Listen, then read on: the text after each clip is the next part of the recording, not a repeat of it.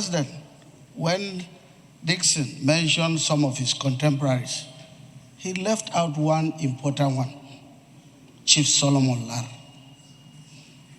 That is why I will fall within the category of his beneficiaries. My siblings were, because he sent a lot of people from the southwest, from the south to Plateau State.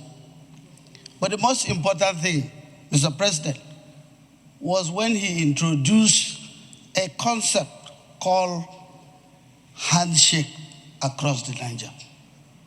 As a Speaker of the House of Assembly then, Solomon Lar led us to the Niger-Delta.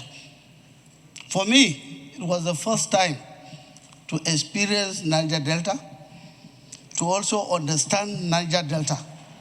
Before that, we were thinking that Niger-Delta was a hope for agitators.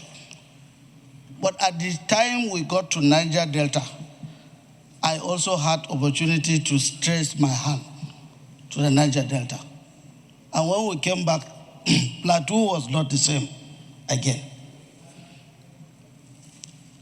At the time of our travel, during impeachment and so on, Chief Edwin Clark spoke for us more than any other person.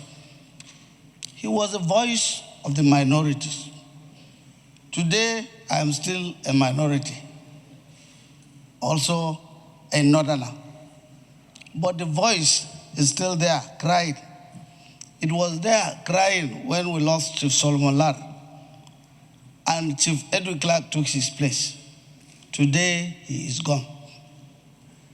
On behalf of the good people of Plateau State, and especially the North Central Zone, we'll also join you in praying that may the soul of Edwin Clark rest in peace, and all his other contemporaries.